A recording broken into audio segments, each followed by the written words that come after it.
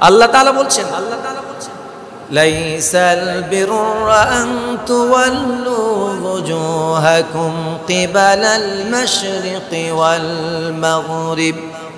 আল্লাহ বলছেন পূর্ব এবং পশ্চিম দিকে তুমি কতবার মুখ ঘুরালে, এটাই মূল পুণ্যের কাজ নয়।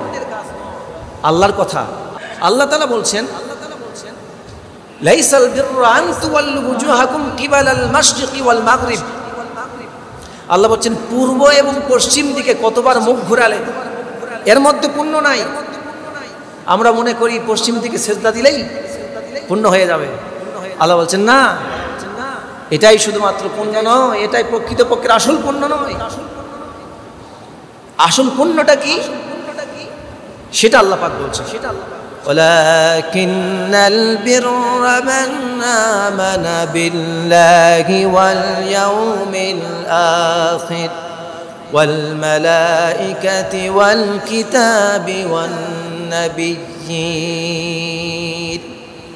আল্লাহ বলছেন প্রকৃতপক্ষের আসল যেটা পুণ্যের কাজ, সওয়াবের কাজ, নাজাতের কাজ, সেটি হচ্ছে এই যে তুমি আল্লাহকে বিশ্বাস করবে, আল্লাহর প্রতি ঈমান আনবে, পরকালে বিশ্বাস করবে, ফেরেশতাকে বিশ্বাস করবে, কিতাবকে বিশ্বাস করবে এবং আল্লাহর পক্ষ থেকে প্রেরিত নবী রাসূলকে বিশ্বাস করবে।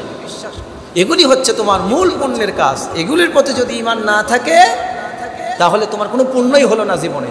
তুমি যা কিছু করবে তার কোনো কিছুই লেখা হবে না, কারণ ঈমান হলো একের মতো। ঈমান কিসের মতো? ঈমান হলো এক, আর আমলগুলি সব শূন্য। সামনে যদি এক থাকে আর তার পেছনে যদি শূন্য লাগান তাহলে একের মান বাড়ে না কমে? আর যদি আপনার শূন্যকে সামনে দেন আর এক যদি না থাকে আর শূন্যর পর শূন্য, শূন্যের পর শূন্য, শূন্যের পর শূন্য, এখন বলুন হাজার কোটি শূন্য দিয়ে কোনো মান বাড়ানো যায়? শূন্য তো শূন্যই। সুতরাং ঈমান হচ্ছে এক আর বাকি আমলগুলো কি? শূন্য। সুতরাং ঈমান হচ্ছে সবচেয়ে দামি জিনিস, আর এর মধ্যে সবচেয়ে বড় দামি যেই বিষয়টি সেটি হচ্ছে আল্লাহর প্রতি ঈমান। কার প্রতি ঈমান?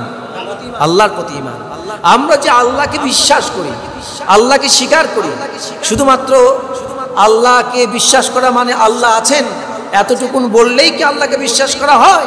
না, এতটুকুন বললেই আল্লাহকে বিশ্বাস করা হয় না।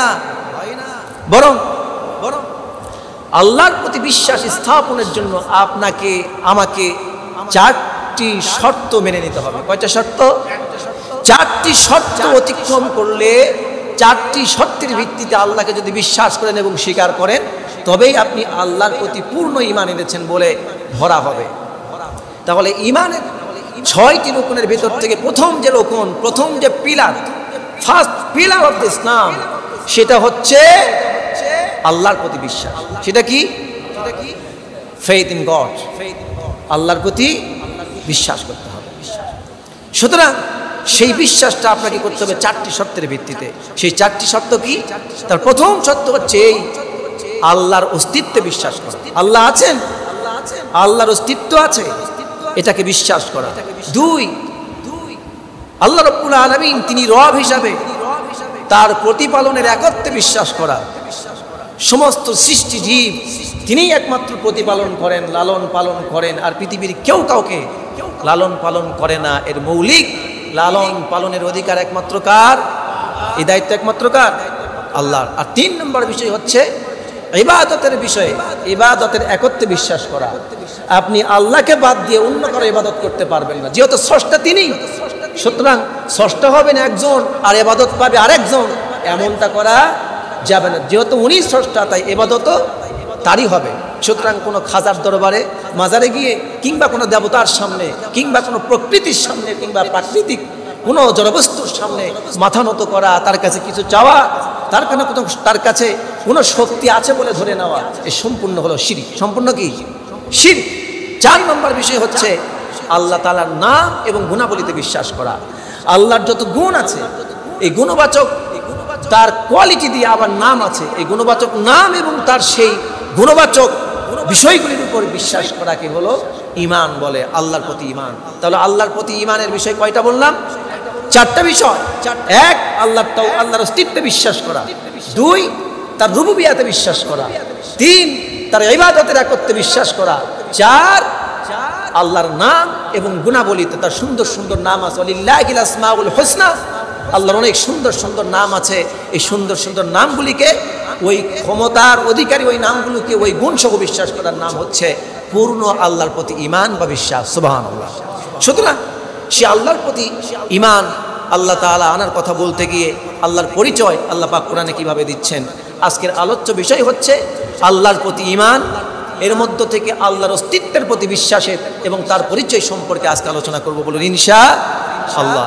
আজকের আলোচনার ভিতরে মূলত থাকবে 6টা বিষয়। 1 নম্বর আল্লাহর পরিচয় থাকবে, আল্লাহর অস্তিত্ব সম্পর্কে কিছু কথা থাকবে, এরপরে আল্লাহর ক্ষমতার সম্পর্কে কথা থাকবে, আল্লাহ যে অবিনশ্বর তার সম্পর্কে আলোচনা হবে, এবং আল্লাহকে তিনি যে অস্তিত্বশীল তাকে যে দেখা যাবে সেই বিষয় নিয়ে কথা বলবো, এবং আল্লাহ রাব্বুল আলামিন কোথায় আছেন সেই বিষয়ে আমরা কথা বলবো।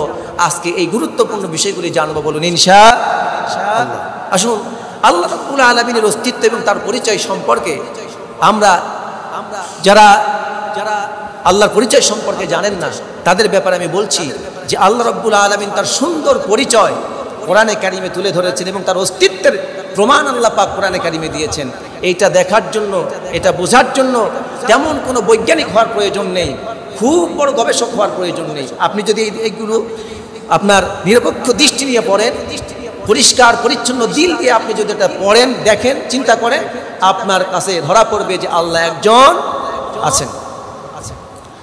আল্লাহ রাব্বুল আলামিন প্রথমেই তার পরিচয় সম্পর্কে কোরআনে কারিমে এভাবে বলছেন। সূরা ইখলাসের ভিতরে আল্লাহ পাক বলেন, কুল হুয়াল্লাহু আহাদ আল্লাহুস সামাদ লাম ইয়ালিদ ওয়া লাম ইউলাদ ওয়া লাম ইয়াকুল লাহু কুফুয়ান আহাদ। আল্লাহ রাব্বুল আলামিন তিনি তার হাবিব মুহাম্মদুর রাসূলুল্লাহ সাল্লাল্লাহু আলাইহি ওয়াসাল্লাম তাকে বলছেন, নবী আপনি বলে দিন আল্লাহ এক, একক, অদ্বিতীয়, আল্লাহুস সামাদ, তিনি বেনিয়াস, তিনি কারো মুখাপেক্ষী নন, বরং সবাই তার মুখাপেক্ষী। তিনি কারো মুহতাজ নন, সবাই তার মুহতাজ। লাম ইয়ালিদ ওয়া লাম ইউলাদ, আর তিনি কাউকে জন্ম দেননি, তাকেও কেউ জন্ম দেয়নি, তিনি কোনো বংশ পরম্পরা থেকে আসেন নাই। অতএব তিনি কাউকে জন্ম দেননি, তাকেও কেউ জন্ম দেয়নি। ওয়া লাম ইয়াকুল লাহু কুফুয়ান আহাদ, তার সমকক্ষ আসমানের উপরে জমিনের নিপরে আর কেউ নাই। তার সমকক্ষ আসমানেও কেউ নাই, জমিনেও, গোটা বিশ্বের মাঝে তিনি ছাড়া আর তার সমকক্ষ কেউ আছে না। যারা ইমানদার তারা এটা বিশ্বাস করে, আর যারা প্রকৃতি পূজারী তারা এটা বিশ্বাস করতে চায় না। তাদের জন্য অনেক দলিল প্রমাণ আছে আমার কাছে, কিন্তু আজকে সেই বিষয়ে গভীর আলোচনা করব না। আজকে কোরআন থেকে আগে মূল বিষয়গুলি আপনাদেরকে বোঝানোর চেষ্টা করব ইনশাআল্লাহ। সুতরাং আল্লাহ রাব্বুল আলামিন তিনি আগে তার পরিচয় দিলেন সংক্ষিপ্তভাবে যে আল্লাহ এক, অদ্বিতীয়, তার কোনো শরীক নাই, তিনি বেনিয়াস, কারো মুখাপেক্ষী নন, কারো প্রতি মুহতাজ নন, বরং আসমান জমিনের তিনি ছাড়া বাকি সব সৃষ্টি কার মুখাপেক্ষী? আল্লাহর মুখাপেক্ষী। এখন যদি আপনি প্রশ্ন করেন যে আল্লাহ ছাড়া যারা আরো অন্য রব আছে, অন্য আল্লাহ আছে, ইলা আছে, একাধিক ইলায় যারা বিশ্বাস করেন, তাদের ব্যাপারে আল্লাহ রাব্বুল আলামিন নিজেই কোরআনে কারিমে দৃষ্টান্ত, উদাহরণ পেশ করেছেন। সুবহানাল্লাহ। আল্লাহ তাআলা বলছেন, যারা এক আল্লাহকে বাদ দিয়ে বহু ইলা ধরে বসে আছে, বহু দেবতার, বহু প্রকৃতির পূজা করছে, তাদের দৃষ্টান্ত হলো এমন। কেমন? আল্লাহ তাআলা বলছেন, দারাবাল্লাহু মাসালান রাজুলান ফীহি শুরাকাউ মুতাশাকিসুনা ওয়া রাজুলান সালামান লিরাজুল হাল ইয়াস্তাবিয়ানি মাসালান আলহামদুলিল্লাহ বাল আকসারুহুম লা ইয়ালামুন। সুবহানাল্লাহ। আল্লাহ রাব্বুল আলামিন বলছেন, দরাবাল্লাহু মাসালান রাজুলান ফীহি শুরাকাউ মুতাশাকিসুন। আল্লাহ রাব্বুল আলামিন নিজেই উপমা পেশ করছেন, উদাহরণ পেশ করে বলছেন, আল্লাহ রাব্বুল আলামিন এমন একটা উদাহরণ পেশ করছেন একজন কৃতদাসের, যে কৃতদাস এমন অনেক প্রভুর কৃতদাস যারা রূঢ় ও রাগান্বিত বদমেজাজি। আল্লাহ বলছেন যে যারা বহু ইলার উপাসনা করে, বহু দেবতার পূজা করে, তাদের দৃষ্টান্ত হলো ওই একজন চাকরের মতো, একজন দাসের মতো। যেই দাস, এমন একজন দাস যেই দাসের বহু মালিক আছে, আর প্রত্যেকটা মালিক খুব রাগান্বিত রূঢ় স্বভাবের বদমেজাজি, আর প্রত্যেকেই তাকে তার নিজের দিকে ডাকে। প্রত্যেক মালিকেই ওই দাসকে তার নিজের দিকে ডাকে। এখন বলুন, ওই দাসের পক্ষে তার প্রত্যেকটি মালিককে কি সন্তুষ্ট করা সম্ভব? কথা কি কঠিন হয়েছে? বুঝাতে পারিনি মনে হয়। একজন গোলাম, একজন চাকরের জন্য যদি মালিক কয়েকজন হয়, এখন প্রত্যেক মালিক একই সময় তার নিজের দিকে ডাকছে। এখন বলুন তো, ওই চাকরের পক্ষে, ওই গোলামের পক্ষে তার প্রত্যেকটি মালিককে কি সন্তুষ্ট করা সম্ভব? কোশ্চিন কালেও সম্ভব, কারণ প্রত্যেকেই তার নিজের স্বার্থ দেখবে। আপনি যার স্বার্থ উদ্ধার করবেন সে তার প্রতি খুশি থাকবে, বাকিগুলি বেজার হবে, ঠিক কিনা বলুন? আর আমার পক্ষে প্রত্যেকের স্বার্থ উদ্ধার করা সম্ভব, প্রত্যেককে সন্তুষ্ট করা সম্ভব না। আল্লাহ তাআলা তাই বুঝাচ্ছেন। তাদের দৃষ্টান্ত হলো ওই রকম যারা বহু দেবতার পূজা করে, বহু প্রকৃতির সামনে মাথা নত করে। তাদের উদাহরণ হলো ওই দাসের মতো, যেই দাসের বহুগুলি বদমেজাজি রূঢ় চরিত্রের অনেক প্রভু আছে, আর কোনো প্রভুরই সে সন্তুষ্ট করতে পারে না।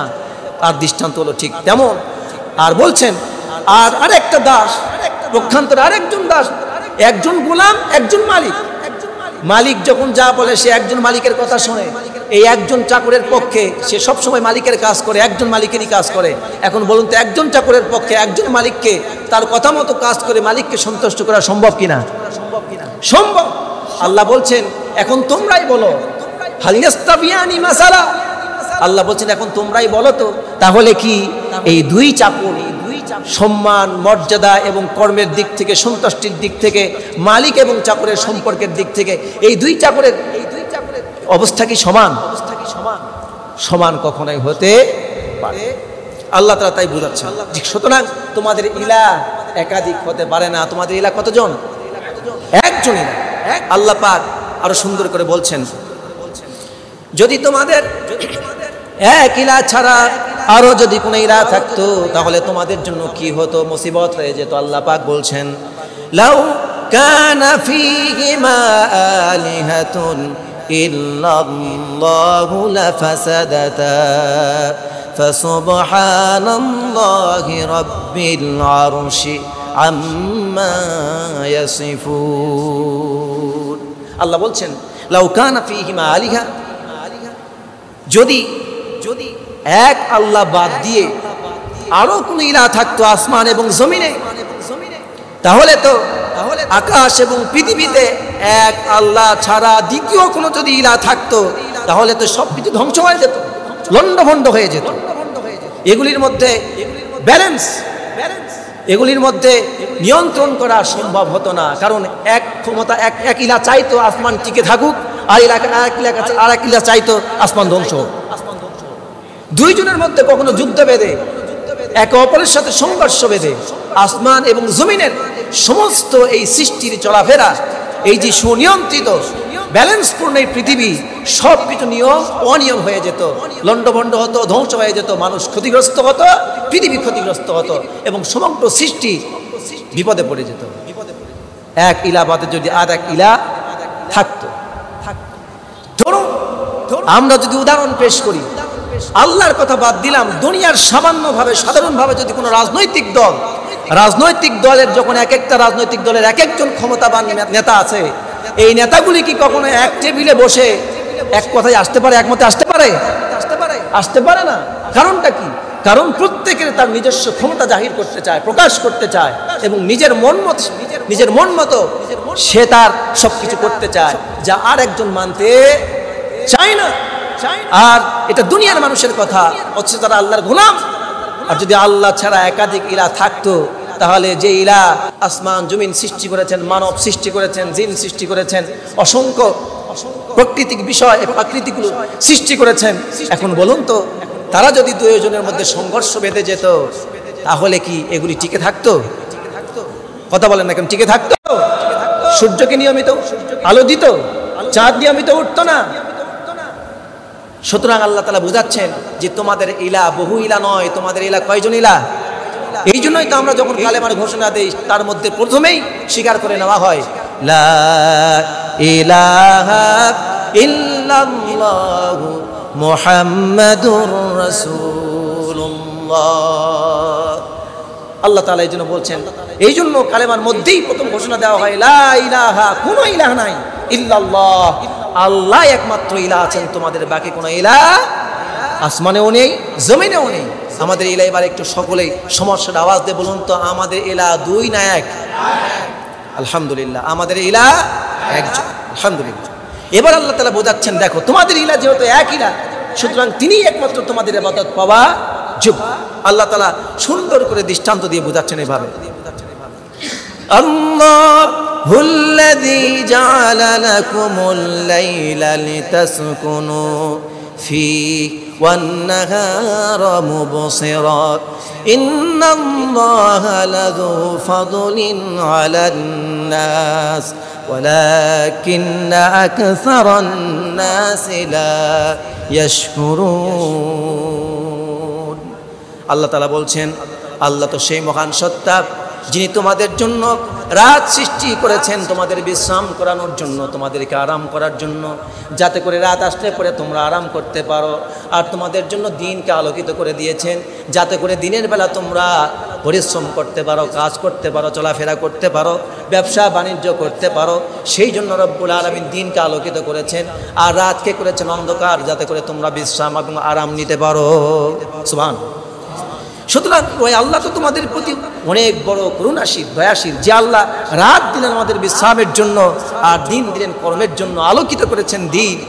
কত সুন্দর সে আল্লাহ আমাদের প্রতি তিনি দয়া করেছেন, আমাদের প্রতি তিনি স্নেহ করেছেন, আমাদের প্রতি তিনি করুণা করেছেন। সুতরাং এরপরেও অনেক মানুষ আছে, অধিকাংশ মানুষ আছে যারা আল্লাহর প্রতি কৃতজ্ঞ হয় না। আল্লাহ বলছেন লা ইয়াশকুরুন ওয়ালাকিন্না আকসারান নাসি লা ইয়াশকুরুন। আল্লাহ বলছেন এরপরেও তোমরা দেখবে অনেক মানুষ আছে যারা আল্লাহর কৃতজ্ঞতা আদায় করে না। সুবহানাল্লাহ। আল্লাহ রাব্বুল আলামিন বলেন, যালিকুমুল্লাহু রাব্বুকুম খালিকু কুল্লি শাই লা ইলাহা ইল্লাহু ফাআন্না তুফাকুন। আল্লাহ রাব্বুল আলামিন বলেন, তিনি হচ্ছেন তোমাদের রব। যালিকুমুল্লাহু রাব্বুকুম, সুতরাং তিনি তোমাদের রব, তিনি সব কিছুর সৃষ্টি করেছেন, তিনি ছাড়া কোনো ইলাহ নাই। অতএব তোমরা কোন দিকে বিভ্রান্ত হয়ে যাচ্ছ, কোন জিনিস তোমাদেরকে বিভ্রান্ত করছে? আল্লাহ বলছেন তিনি তো তোমাদের রব, যিনি তোমাদের জন্য রাত সৃষ্টি করলেন, দিন সৃষ্টি করলেন, রাতকে অন্ধকার করলেন আর দিনকে আলোকিত করলেন, তোমাদেরকে এইভাবে আরাম দিলেন, কর্মের ব্যবস্থা করে দিলেন, তোমাদের প্রতি দয়া করলেন, করুণা করলেন। অতএব যিনি এগুলো সৃষ্টি করেছেন তিনিই তো তোমাদের রব। বলুন সুবহানাল্লাহ। রাত দিন যিনি সৃষ্টি করেছেন তিনি কে? আল্লাহ। বলছেন তিনিই তো সে আল্লাহ। যালিকুমুল্লাহু রাব্বুকুম, বলছেন তিনিই তো তোমাদের রব। আল্লাহ নিজেই উত্তর দিচ্ছেন তিনিই তোমাদের রব। সুবহানাল্লাহ। আল্লাহ রাব্বুল আলামিন সেই জন্য এবার বান্দাকে বলছেন, বান্দা যেহেতু রাত সৃষ্টি করেছি, দিন সৃষ্টি করেছি, গাছপালা, বৃক্ষ, তরুলতা, জীবজন্তু যা কিছু দেখতে পাও সব আমার দেওয়া সৃষ্টি। আল্লাহ রাব্বুল আলামিন এবার বলেন, ইয়া আইয়ুহান নাসু উবুদু রাব্বাকুমুল্লাযী খালাকাকুম ওয়াল্লাযীনা মিন ক্বাবলিকুম লাআল্লাকুম তাত্তাকুন। সুবহানাল্লাহ। বলুন। আল্লাহ তাআলা বলছেন, হে মানুষ জাতি, ইয়া আইয়ুহান নাস, হে মানব জাতি, উবুদু রাব্বাকুম, তোমরা তোমাদের সেই রবের ইবাদত করো যেই রব তোমাদেরকে সৃষ্টি করেছেন এবং তোমাদের পূর্বে যারা অতিক্রান্ত হয়ে গেছেন তাদেরকেও সৃষ্টি করেছেন। অতএব তোমরা সেই রবের ইবাদত করো যাতে করে আল্লাহর কাছে তোমরা মুক্তি পেয়ে যেতে পারো। সুবহানাল্লাহ। যাতে করে তোমরা মুক্তির আশা করতে পারো, লাআল্লাকুম তাত্তাকুন, জাহান্নামের আগুন থেকে বাঁচতে পারো, আল্লাহর কাছে জবাবদিহি থেকে বাঁচতে পারো, পরকালে নাজাত পেয়ে যেতে পারো। সেই জন্য তোমরা সেই রবের ইবাদত করো যে রব তোমাদেরকে সৃষ্টি করেছেন এবং তোমাদের পূর্বে যারা পৃথিবীতে এসেছিল অতিক্রান্ত হয়ে গিয়েছে তাদেরকেও সৃষ্টি করেছেন। সুবহানাল্লাহ। তাহলে রব বোঝাচ্ছেন যে তার অস্তিত্ব এবং তার পরিচয় সম্পর্কে আল্লাহ তাআলা বোঝাচ্ছেন যে আমি আল্লাহ এক, আমি ছাড়া কোনো ইলাহ নাই। সুতরাং পৃথিবীতে তোমরা যেই সব মাবুদের পূজা করো, মূর্তির পূজা করো, গাছের পূজা করো, সূর্যের পূজা করো, আগুনের পূজা করো, মানবের পূজা করো, বিভিন্ন শক্তির কাছে মাথা নত করো, আল্লাহ বলছেন এগুলির কারো কাছে মাথা নত করা যাবে না। এগুলি প্রত্যেকটা শিরক। আর এগুলির সাথে শিরিক করলে তোমার ঈমান পূর্ণ হবে না। তোমার শিরিকপূর্ণ ঈমান আনার কারণে আমি আল্লাহর সঙ্গে তোমার দিদারও হবে না, তোমার ক্ষমাও হবে না, চিরস্থায়ী জাহান্নামে জ্বলতে হবে। নাউযুবিল্লাহ। সুতরাং আল্লাহ রাব্বুল আলামিন তার অস্তিত্বের পরিচয় দিচ্ছেন। আল্লাহ তাআলা বললেন এই আসমান জমিন তিনি বানিয়েছেন। কে বানিয়েছেন? আল্লাহ বানিয়েছেন। অনেক নাস্তিক আছে, এর ফাঁকে একটা কথা বলে নিতে চায়। অনেক নাস্তিক আছে, তারা বলে যে যা দেখি না তা বিশ্বাস করি না, দেয়ার ইজ নো গড। আল্লাহ বলতে কিছু নাই, আনসিন ইজ নাথিং। যা দেখি না তা বিশ্বাস করি। এবং তারা বলে নাথিং, সব কিছু নাথিং থেকে শুরু। আমি যদি আপনাদেরকে প্রশ্ন করি, ভাই নাথিং থেকে যদি শুরু হয়, নাথিং অর্থ কি? হ্যাঁ, সবাই তো বলে না, মানে বাংলা ইংরেজি পড়েননি নাকি? তো একটু জবাব দিয়ে বলেন সুন্দর করে, নাথিং অর্থ কি? যেখানে কিছুই নাই, যেখানে কোনো সামথিং বলতে কিছু নাই, সেটাকে বলা হয় কি বলে? নাথিং। নাথিং। আচ্ছা, শূন্য থেকে যদি কিছু ধরেন তো সেখানে কিছু নাই, সেখানে আবার আসের অস্তিত্ব কোথাও পাওয়া যায়? যেখানে আপনি বলছেন নাথিং মানে কিছুই নাই, সেখানে আসে বলে বলাটা কি মূর্খামি না? কিছু নাই, সেখানে আমি বলছি আসে, তাহলে এটা বলাটাই কি মূর্খতা। কারণ আপনি নিজেই বলছেন নাথিং মানে কিছু নাই, সেখান থেকে আসিটা কেমনে আসে? গাছ কেমনে সেখানে এমনি হয়? নাথিং মানে তো গাছ নাই, মানুষ নাই, তুমি নাই, আমি নাই, কিচ্ছু নাই, প্রাণী নাই, জিন নাই, মানব নাই, কিচ্ছু নাই।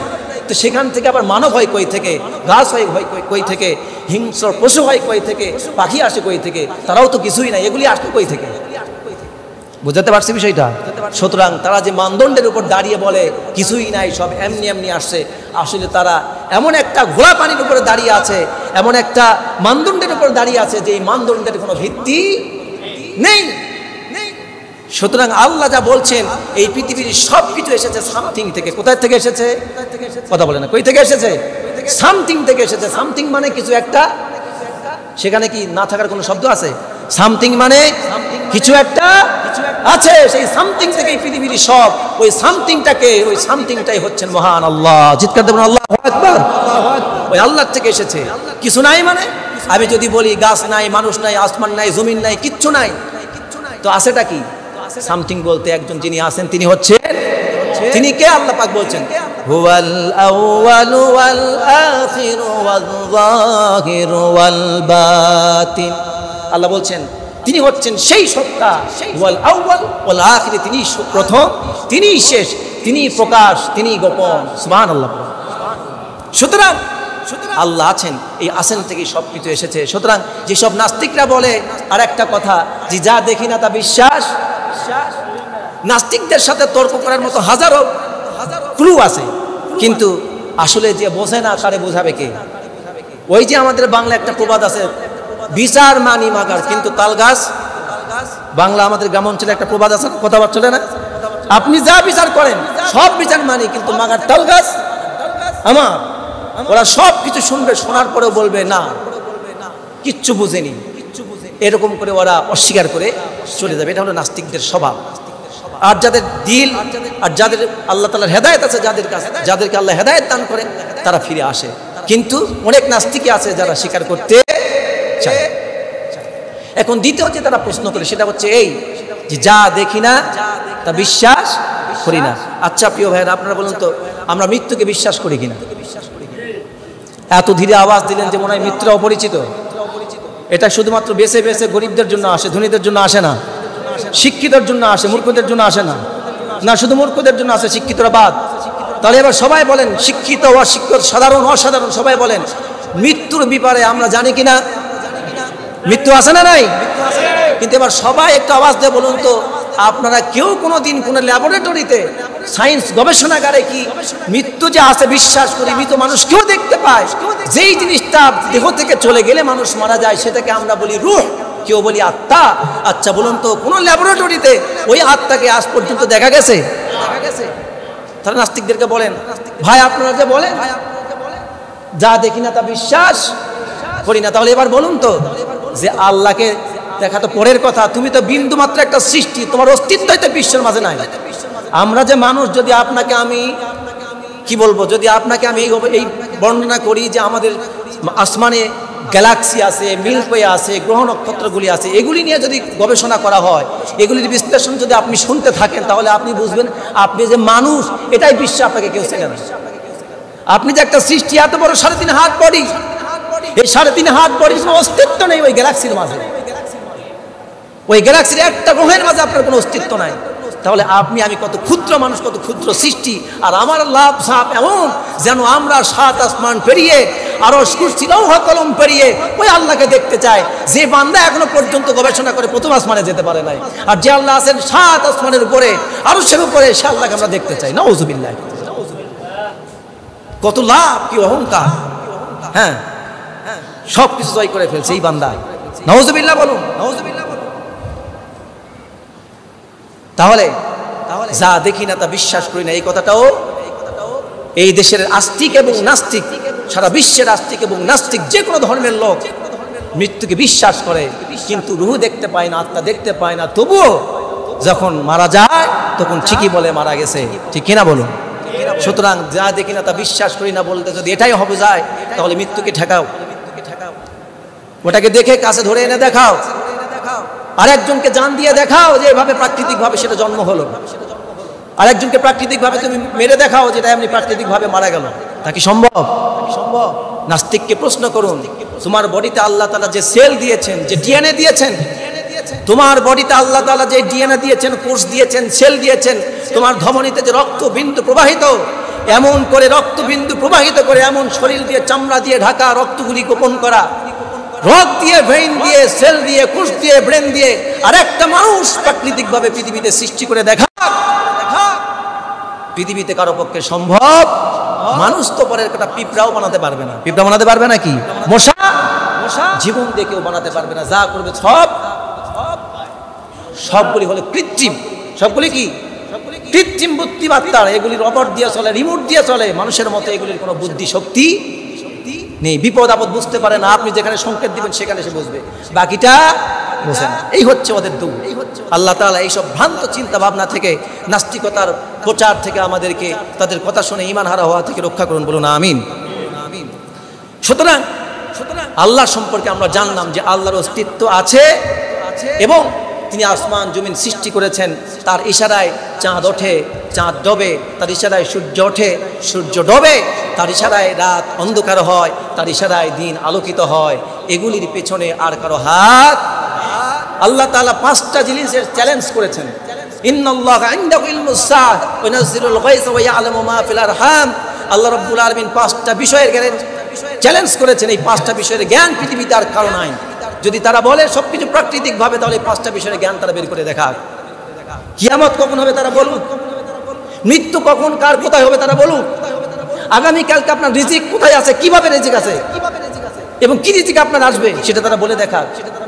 মায়ের পেটে সন্তান কি হবে, বিয়ে হওয়ার আগে একটা ছেলে আর একটা মেয়েকে গবেষণা করে বিয়ে দেওয়ার আগে যদি বিজ্ঞান খুব আগাইতে পারে, তাহলে বলে দিক এই ছেলে আর মেয়ে বিয়ে হওয়ার পরে তার ছেলে হবে নাকি মেয়ে হবে, বলে দিতে পারবে? কোশ্চিন করেও তারা পারবে। বিয়ে হওয়ার পর পেটে যখন যাবে আপনার পানি ফোটা, তারপরে তারা ওটা গবেষণা করে বের করবে যে আসলে এক্স ওয়াই মিলে কি হবে, ঠিক কিনা বলুন? সুতরাং এর আগে বের করা সম্ভব। তাহলে আল্লাহ বলছেন আগামীকাল বৃষ্টি হবে কোথায়, এই 5টা জ্ঞান পৃথিবীর কারো আল্লাহ চ্যালেঞ্জ দিয়ে রেখেছেন। এরপরেও যারা নাস্তিক হয়, এদেরকে তো আর পৃথিবীর কোনো পশু প্রাণীর সাথে তুলনা করা যায় না। এদেরকে যদি পৃথিবীর কোনো পশু প্রাণীর সাথে তুলনা করেন, তাহলে ওই পশু প্রাণীকেও অপমান করা হবে। আপনি গাধার সাথে তুলনা করলে গাধাকে অপমান করা হবে, শিয়াল কুকুরের সাথে তুলনা করলে শিয়াল কুকুরকে অপমান করা হবে, আপনি শুয়োরের সাথে উপমান দিলে শুয়োরকে অপমান করা হবে। কারণ শুয়োরকে আল্লাহ সৃষ্টি করেছেন আল্লাহর সৃষ্টি মোতাবেক, তার নিদর্শন মোতাবেক, তার চলাফেরার গতি অনুযায়ী, তার খাবার অনুযায়ী সে খায়, চলাফেরা করে, তার বুদ্ধি অনুযায়ী সে চলে। আর নাস্তিক তো তাও চলে না, ঠিক কিনা বলুন? সুতরাং তার দৃষ্টান্ত, তার উপমা দেওয়ার মতো কোনো ভাষা নেই। সুতরাং এর থেকে বুঝলাম আল্লাহ আছেন না নাই? আল্লাহ আছেন। এবার আসুন, আল্লাহ আছেন, আল্লাহর অস্তিত্ব আছে, এটাকে আরো প্রমাণ করবার জন্য এবার আল্লাহ রাব্বুল আলামিন তার অঙ্গ প্রত্যঙ্গের ব্যাপারে কোরআনে কারিমে বলছেন অনেক জায়গায়, সুবহানাল্লাহ। আল্লাহ রাব্বুল আলামিন কোরআনে কারিমে বলেন, লাইসা কামিসলিহি শাইউন ওয়া হুয়াস সামিউল বাসীর। আল্লাহ তাআলা বলছেন তার কোনো সাদৃশ্য নেই, তার কোনো মিসাল নেই, উদাহরণ নেই, তার মতো কেউ নাই।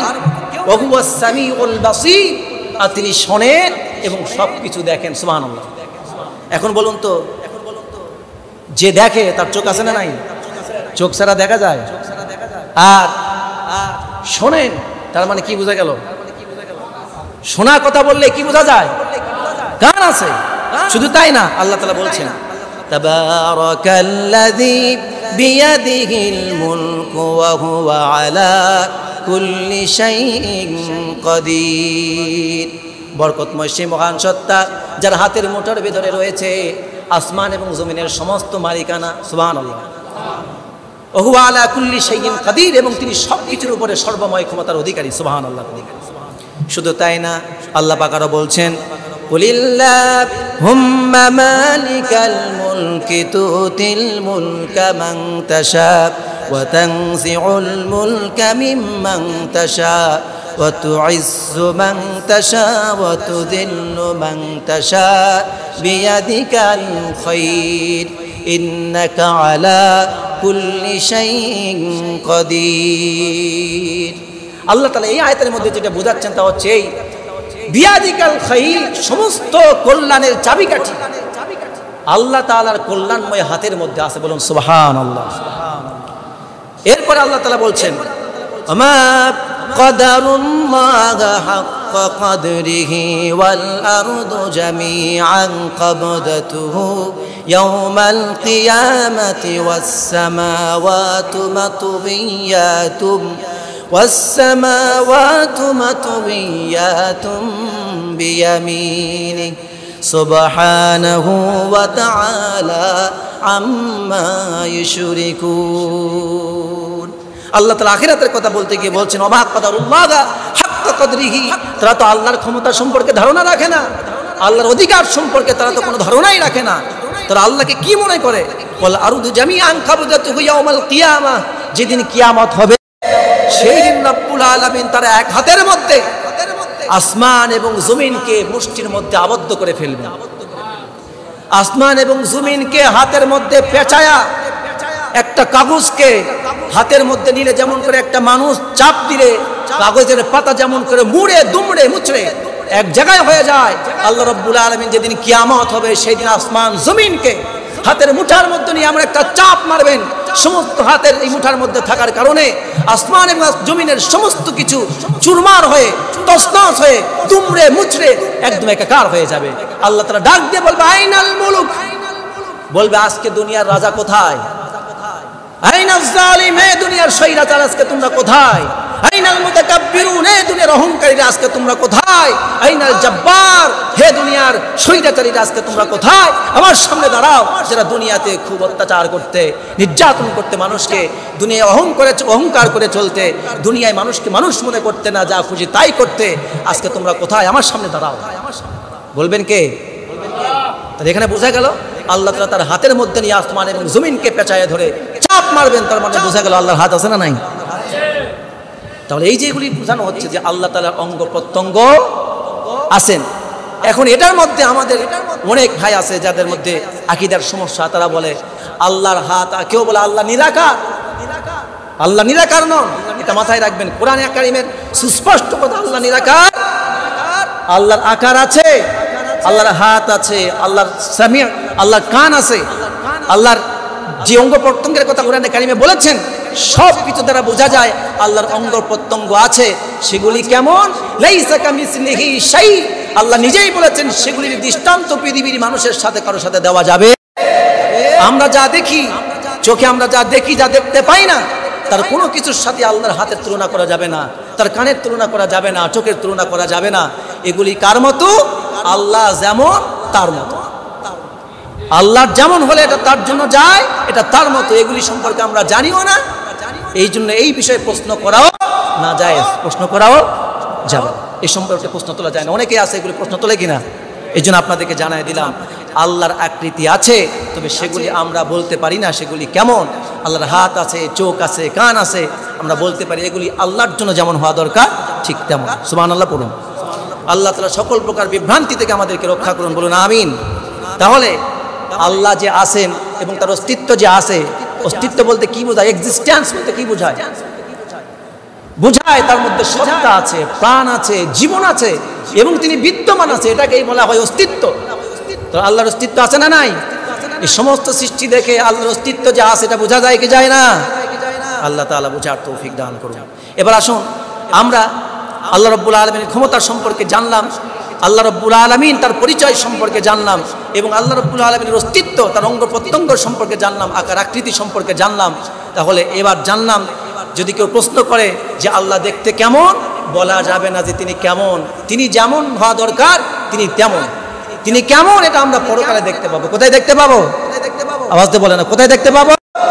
পরকালে দেখতে পাবো। দুনিয়াতে আল্লাহকে দেখার সুযোগ, অমুক ইমাম এতবার দেখেছেন, তুমুক ইমাম এতবার দেখেছেন, এগুলি সব হলো বিভ্রান্তি কথা। কথা বোঝাতে পারলাম? ইমাম আবু হানিফা দেখেছেন, অমুক ইমাম দেখেছেন, এইভাবে বলাটা এগুলো হলো বিভ্রান্তমূলক কথা। কেউ আল্লাহকে দুনিয়ায় দেখেননি, একজন নবী আল্লাহকে দেখার সাহস করেছিলেন। তার নাম কি? তার নাম কি? মূসা আলাইহিস সালাম। তিনি বলেছিলেন, আল্লাহ আমি তোমাকে দেখতে চাই। আল্লাহ রাব্বুল আলামিন বললেন, মূসা ক্বালা লান তারানি, তুমি কখনোই আমাকে দেখতে পাবে না। তবুও সে বলল, আল্লাহ আমার একটু মনের খুব ইতমিনান, আপনাকে একটু দেখতে চাই। আল্লাহ বললেন, তাহলে পাহাড়ের দিকে তাকাও, দেখো পাহাড় স্থির থাকতে পারে কিনা, আমাকে দেখো না, তুমি পাহাড়ের দিকে তাকাও। পাহাড়ের দিকে যখন তাকিয়েছে, আল্লাহ তাআলার নূর এসে, আল্লাহর একটা সামান্য নূর এসে তাজাল্লিতে পাহাড় পুড়ে ছাই হয়ে ভস্ম হয়ে গেছে। মূসা আলাইহিস সালাম জ্ঞান হারিয়ে ফেলেছেন। সুতরাং আল্লাহকে দেখা দুনিয়াতে সম্ভব। আল্লাহকে দেখতে পাবো কোথায়? বলেন না, কোথায় দেখা যাবে? পরকালে আল্লাহকে দেখা যাবে। কিন্তু যে আফসোস, যারা নামাজি ছিল না, যারা সেজদা করেনি আল্লাহকে, তারা সেদিন দেখতে পাবে না। এই জন্য যারা সেজদা দিবেন, আল্লাহকে, আল্লাহর ইবাদত করবেন, তারা দেখতে পাবেন। আল্লাহর নবী মুহাম্মদুর রাসূলুল্লাহ সাল্লাল্লাহু আলাইহি ওয়াসাল্লাম আল্লাহকে দেখা সম্পর্কে তার বান্দাকে সুসংবাদ দিয়ে গেছেন। হযরত আবু হুরায়রা রাদিয়াল্লাহু তাআলা আনহু হাদিসটা বর্ণনা করেছেন। হাদিসটা রয়েছে বুখারী শরীফের ভেতরে 806 নম্বর হাদিস। এবং আল্লাহ রাব্বুল আলামিনের হাবিব সাল্লাল্লাহু আলাইহি ওয়াসাল্লাম হাদিসটা সম্পর্কে বলছেন এইভাবে, আল্লাহর নবী বলছেন, কিয়ামতের দিন খুব শীঘ্রই তোমাদেরকে আল্লাহর সামনে উপস্থিত করা হবে। আল্লাহ রাব্বুল আলামিনের হাবিব সাহাবায়ে কেরামদেরকে বলছেন, আমার সাহাবীরা, খুব শীঘ্রই তোমাদেরকে আল্লাহর সামনে উপস্থিত করা হবে, সেই দিন তোমরা আল্লাহ রাব্বুল আলামিনকে দেখতে পাবে। তখন সাহাবায়ে কেরাম বললেন, ইয়া রাসূলুল্লাহ সাল্লাল্লাহু আলাইহি ওয়াসাল্লাম, তাহলে কি সত্যি আমরা সেই দিন আল্লাহকে দেখতে পাবো নাকি কিভাবে দেখতে পাবো তারে? আল্লাহর নবী বললেন, আমার সাহাবীরা বলো তো, আকাশে যখন চাঁদ ওঠে পূর্ণিমার রাতে, মেঘমুক্ত আকাশে পূর্ণিমার রাতে পূর্ণিমার চাঁদকে দেখা তোমাদের জন্য কোনো কষ্টকর হয় নাকি? তোমাদের চোখের মধ্যে কোনো রকমের বিভ্রান্তির তৈরি হয় নাকি? সাহাবায়ে কেরাম বললেন, না, আমাদের চোখের মধ্যে কোনো বিভ্রান্তি হয় না, মতিভ্রম হয় না, আমরা দেখতে পাই, স্পষ্ট দেখতে পাই। আল্লাহর নবী আবার জিজ্ঞেস করলেন, এবার বলো তো, দিনের বেলা যে সূর্যোদয় হয়, এই সূর্যোদয় হওয়ার পরে সূর্যকে দেখা তোমাদের জন্য কোনো কষ্টের কারণ নাকি? সূর্যকে চেনা যায় না?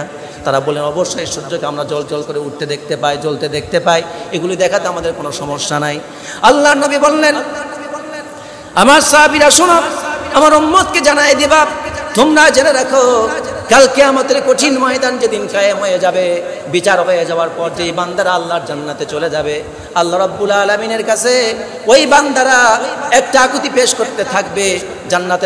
জান্নাতের ভেতরে সব চাওয়া পাওয়া যখন তাদের শেষ হয়ে যাবে, আল্লাহ পাক তাদেরকে বলবেন, আমার বান্দারা, তোমরা জান্নাতের ভেতরে সব নাজ নেয়ামত যা দিতে চেয়েছিলাম সব পেয়েছো নাকি? তো জবাব দিয়ে বলবে, হ্যাঁ আমরা সব পেয়ে গেছি। আল্লাহ বলবেন, এখনো তো সব পাও নাই, এখনো তোমাদের অনেক বাকি আছে। বান্দারা আশ্চর্য হয়ে বলবে, আল্লাহ জান্নাত দিলা, হনুমান দিলা, গেলমান দিলা, বাগ বাগিচা দিয়েছো, ঝর্ণা দিয়েছো, নদী দিয়েছো, আমাদের শরাব দিয়েছো, শরাবের নদী দিয়েছো, দুধের নহর দিয়েছো, মধুর নহর দিয়েছো, আর আমাদের কি দিতে চাও? তখন রব্বুল আলামিন বলবে, যেই বান্দাকে না জেগে দুনিয়ায় কষ্ট করেছো, নামাজ পড়েছো, যুদ্ধ করেছো, জিহাদ করেছো, ইসলামের জন্য শহীদ হয়েছো, বান্দা জেল খেটেছো, জরিমানা দিয়েছো, এখন বলো তো সেই আল্লাহকে তোমরা দেখতে পেয়েছো নাকি? আল্লাহ তখন বলবেন, আমার বান্দারা, এখন আমি তোমাদের সামনে আমাকে প্রকাশ করব। আল্লাহ রাব্বুল আলামিন প্রকাশ করার সাথে সাথে সমস্ত বান্দারা এক দর্শনে কত কোটি বছর চলে যাবে, বান্দা টের পাবে না, সিজদায় পড়ে যাবে।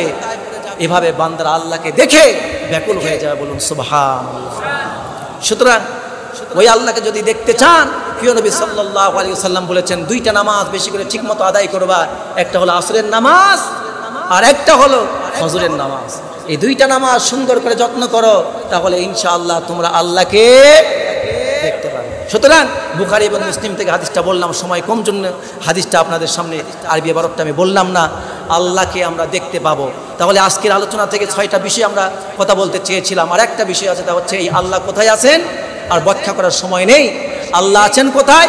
আল্লাহ তাআলা এই ব্যাপারে সংক্ষিপ্ত জবাব দিয়েছেন, আর রহমান আলাল আরশি ইস্তাওয়া। সূরা তাহার মধ্যে আল্লাহ তাআলা বলছেন আল্লাহ আছেন আরশের উপরে। সুবহানাল্লাহ বলুন। ইস্তাওয়া মানে স্থিতিশীল থাকা না, মানে বসে আছেন এমনটা না। ইস্তাওয়া মানে এটা তিনি গতিশীল আছেন, তিনি আসমান 7 আসমানের উপরে আরশের উপরে এখনো ঊর্ধ্বমুখে উঠতে আছেন। সুবহানাল্লাহ বলেন। সুতরাং তিনি এখনো গতিমান, গতিশীল আছেন। সুতরাং তিনি কত বড়, তাকে দেখা আমার পক্ষে সম্ভব। এখন বলুন তো, এই মসজিদের ভেতরে আপনাকে যদি আমি 4 দেওয়াল বন্ধ করে দিই একটা মানুষকে, এখন বলুন তো মসজিদের বাইরে যদি সব জানলা কপাট বন্ধ করে দেই, মসজিদকে ভেদ না করলে কি আকাশ দেখতে পারবে? এটা খুবই সহজ। আমার একটা সাধারণ উদাহরণ আপনাদেরকে দিচ্ছি। আল্লাহকে দেখা সম্ভব না আপনার মসজিদের ছাদ ভেদ না করা পর্যন্ত, কারণ জানলা দরজা সব বন্ধ, বাইরে থেকে আলো আসা বন্ধ, আসমান দেখা যাবে? ঠিক আল্লাহ আছেন আমাদের 7 আসমানের নিচে নাকি উপরে? কত উপরে বলেন? কত উপরে? আরশের উপরে। আপনি তো আরশ পাবেন ভাই 7 আসমান পেরিয়ে, তারপরে সিদরাতুল মুনতাহা যাবেন, তার অনেক উপরে। তো আপনি তো এখনো প্রথম আসমানই পেরিয়ে যান নাই। ক্ষুদ্র একটা মানুষ যারা এখনো গ্যালাক্সির মধ্যে গবেষণা করলে আপনার অস্তিত্ব খুঁজে পাওয়া যায় না। আপনি সিন্দা পোকা নাকি উকুন, আপনি এটাই খুঁজে পাওয়া আপনাকে যাবে না। এখন আপনি বলছেন যে আল্লাহ বিশাল মহান 7 আসমানের উপর আরশের উপরে আছেন, ওই আল্লাহকে আপনি দুনিয়ায় থেকে দেখতে চান, এটা কি সম্ভব? এরা হচ্ছে গাধা। এরা কি গাধা? আল্লাহ এদেরকে মাথার মধ্যে বুদ্ধি দান করুন, বলুন আমিন। সুবহানাকাল্লাহুম্মা ওয়া বিহামদিক আশহাদু আল্লা ইলাহা ইল্লা আনতা আস্তাগফিরুকা ওয়া আতুবু ইলাইক।